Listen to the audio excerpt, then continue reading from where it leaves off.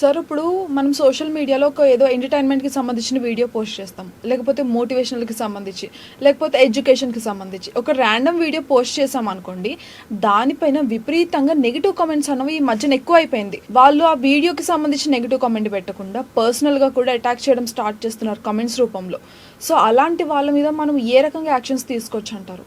Social media లేనప్పుడు ఏంటంటే ఒక వ్యక్తిని తిట్టాలంటే మనకు ఎదురుగా కనిపిస్తేనే తిట్టడం, లేదంటే సపరదా కూకోవడం తప్ప, లేదంటే వాడు ఎవడం తిట్టినా ఊరి వరకు ఆ ప్రాంతం వరకే పరిమితం అయిపోతుండే. ఈ సోషల్ మీడియా రావటం ద్వారా ఏంటంటే మనకు ప్రపంచం అంతా ఒక విలేజ్ అయిపోయి, ఇండియాలో ఒక ఊర్లో కూర్చున్న వ్యక్తి అమెరికాలో కూర్చున్న వ్యక్తిని కూడా తిట్టగలిగే స్థాయికి ఎదిగిపోయినాం మనం. సో వాని గురించి బ్యాడ్గా మాట్లాడము, వల్గర్గా మాట్లాడడం అనేది మనకు అనేది పెరిగిపోయింది సంస్కృతి.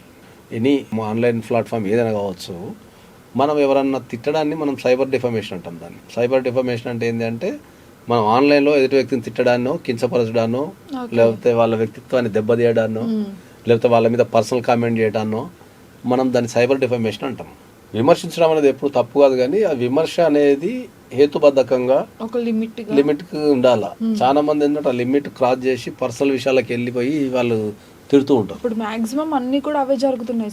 అందుకనే ఏంటంటే మనం సైబర్ క్రైమ్లో కంప్లైంట్ ఇవ్వచ్చు. కొత్త చట్టాలు వచ్చినాయి కదా, బిఎన్ఎస్ అండ్ బిఎన్ఎస్ఎస్లో మంచి చట్టాలు వచ్చినాయి. దాంట్లో మనం ఒక వ్యక్తిని తిట్టడం కానీ, వాళ్ళ మనసు గాయపరచడం కానీ, వాళ్ళ ప్రతిష్టకు భంగం కలిగితే కనుక వాళ్ళ మీద చర్యలు తీసుకునే అధికారం ఉంటుంది. కాబట్టి మనం డిఫమేషన్ కేసు వేసుకోవచ్చు. డిఫమేషన్ కేసు వేసుకుంటే కనుక మనకు డిఫమేషన్ వస్తే 2 రకాలు ఉంటుంది. మళ్ళీ ఒకటి సివిల్ డిఫమేషన్, రెండోది క్రిమినల్ డిఫమేషన్.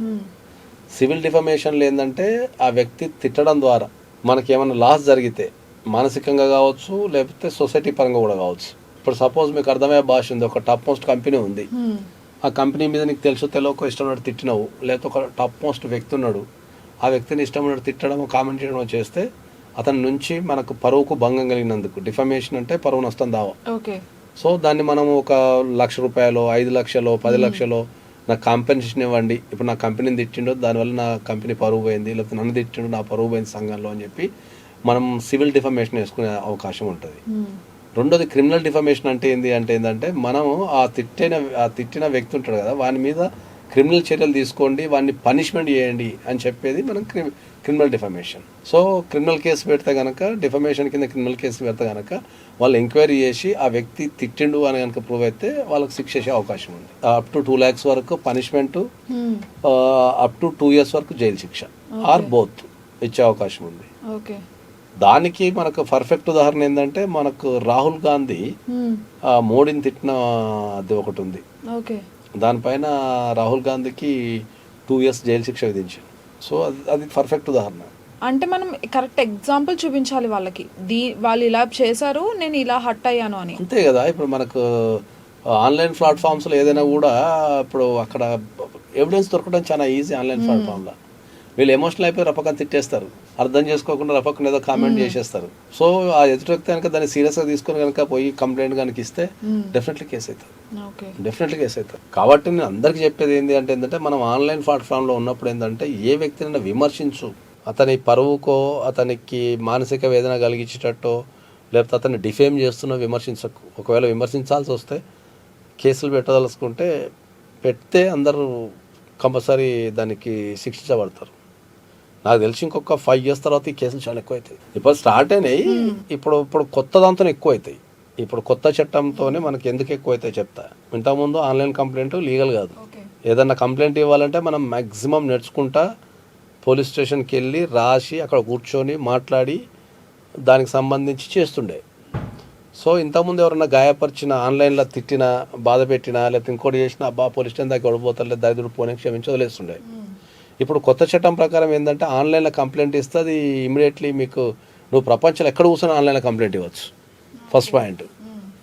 రెండోది ఆన్లైన్ కంప్లైంట్ ఇచ్చిన తర్వాత దాన్ని వెరిఫికేషన్ చేసి ఆ కంప్లైంట్ రిజాల్వ్ అయ్యేంత వరకు, అంటే ఆ కంప్లైంట్ మీద ఏ రకమైన చర్యలు తీసుకున్నారో ప్రతిదీ ఆన్లైన్ రికార్డ్ అయ్యి దాన్ని కేసు క్లోజ్ చేశారా లేకపోతే శిక్ష చేశారా అంతవరకు మానిటరింగ్ సిస్టమ్ తయారవుతున్నది.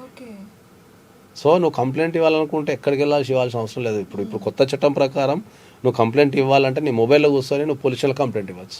ఇప్పుడు ఆ కంప్లైంట్ బేస్ చేసుకొని పోలీసు వాళ్ళే మనకు ఉల్టా కాల్ చేయటము, లేకపోతే వాళ్ళే మన దగ్గరకు వచ్చి కంప్లైంట్ తీసుకోవటము, ఆ కంప్లైంట్ మీద మానిటరింగ్ వ్యవస్థ పెట్టడం అనేది జరిగింది కాబట్టి ఇంకొక నాకు తెలిసి ఇప్పుడు తయారైంది ఆన్లైన్ వ్యవస్థ అంతా కంప్లైంట్కి సంబంధించి. అది ఇంకొక 1-2 ఇయర్స్లో మొత్తం విస్తృతమైన ప్రచారం అయిపోతుంది. ఆన్లైన్లో పోలీస్ స్టేషన్కి వెళ్ళకుండా ఆన్లైన్ కంప్లైంట్ ఇవ్వచ్చు అని ఇప్పటికి సిస్టమ్ ఉంది, కానీ ఇంకా చాలా మందికి తెలియదు. ఇది తెలిసిన రోజు ఎవరినెవరు తిట్టుకోడు ఇక ఆన్లైన్ కమెంట్స్ ఉండవు ఇక మహా అంటే సూపర్ ఉంది అంతే ఇక లేదంటే సపడదాక్కుంటాడు ఏదన్నా ఎమోజీనో లేకపోతే ఏదన్నా సింబల్ పెట్టుకోవడం తప్ప వాడు ఆన్లైన్లో చేయడు ఒక 2 ఇయర్స్ తర్వాత. ఎప్పుడైతే ఎందుకు కాబట్టి నేను కూడా ఏం చెప్తా అంటే ఏంటంటే విమర్శ చెయ్యండి, కానీ మనకు ఒక ఆహ్వానించదగ్గ విమర్శ చేస్తే హెల్తీ వాతావరణం ఉంటుంది. మనం తెలియని వ్యక్తినో తెలిసిన వ్యక్తినో కావాలనో కక్షగట్టో ఉద్దేశపూర్వకంగానో లేకపోతే మన అభిప్రాయాన్ని రుద్దటానికో మనం కామెంట్ చేసినాం అనుకో, that will effect your future. Okay.